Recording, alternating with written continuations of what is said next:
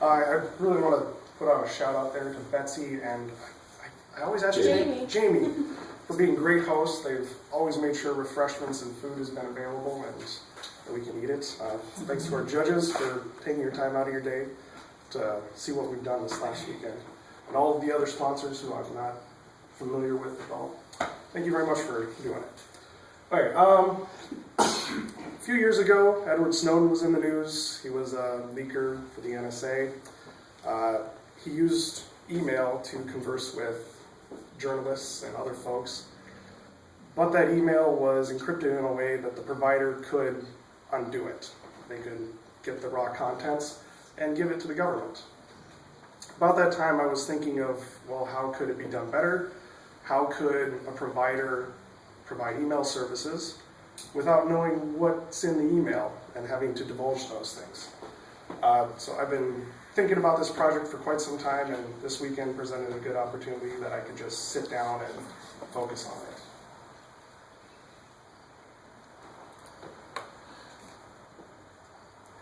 I guess that won't work. I'll just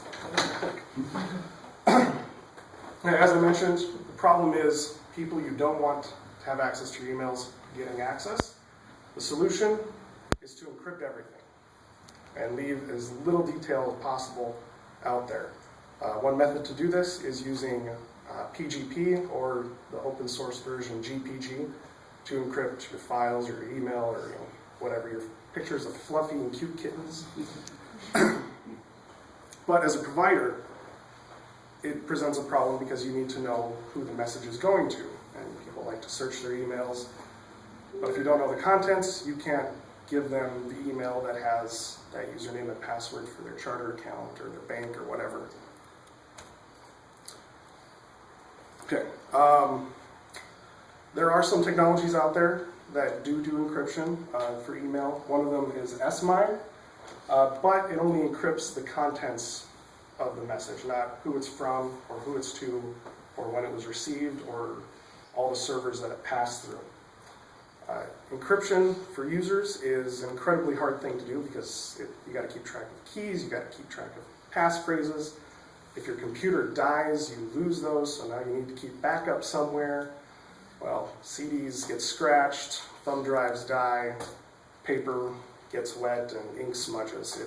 It's really tough to do, and there are some technologies out there that try to help, but they don't always. Another problem with encryption is it relies on trust. You need to trust the other person to not divulge their secrets, and they need to trust you that you won't divulge your secrets. So, in terms of email, to minimize what needs to be trusted, you need to provide a private key for the email service to encrypt the message. That way only your private key can be used to decrypt it. This allows us to set up a system where the server only knows who the message is going to. That is your mailbox, and that's all the server really needs to know. So building off of that, I made a system, and I can do a demo if anyone wants to send an email to literally anything at h2o.snoj.us. When do you guys want to do that? I'm working on it. Jamie's working on it.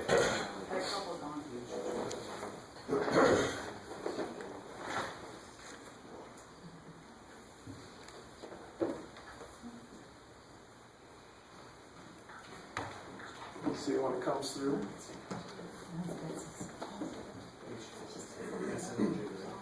Yes, SNOJ. Okay.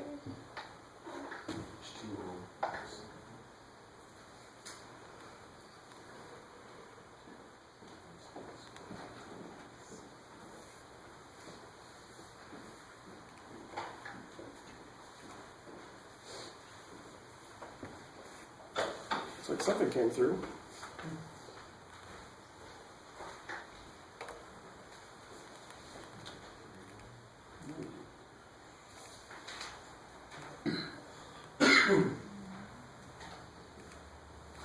Should have led with this for the demo.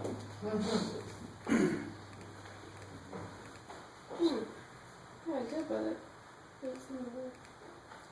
It could take a moment. But we can also come back to it. Is it at?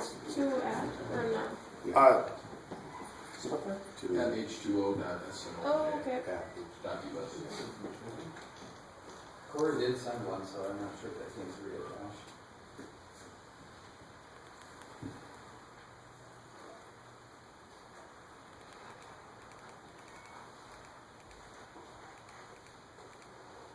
No, not yet.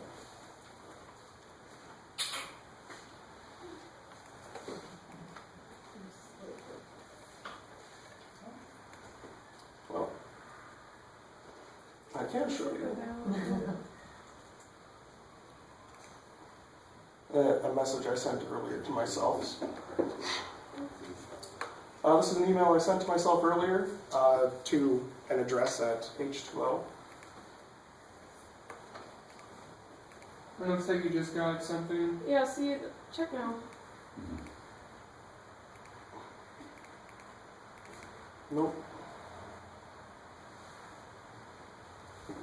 Now it's actually in my sent mail. That's right, just use that one. Okay. So this is an encrypted message. It means nothing unless you have the key. So I'll just decrypt it here.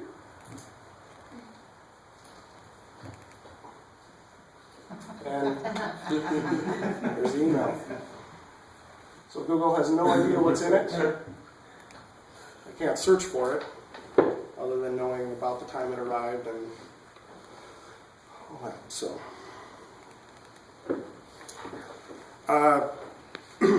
this was a slide in the presentation format that we got.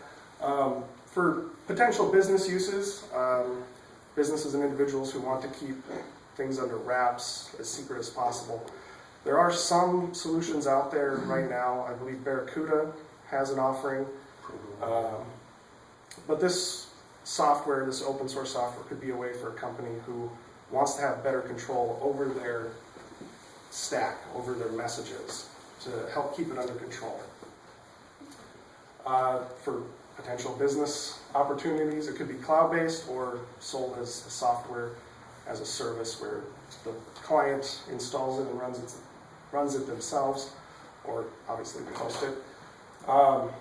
Open source, I think, is a very important key to this because it allows anyone to go in and make sure that the code is doing exactly what it says it's doing.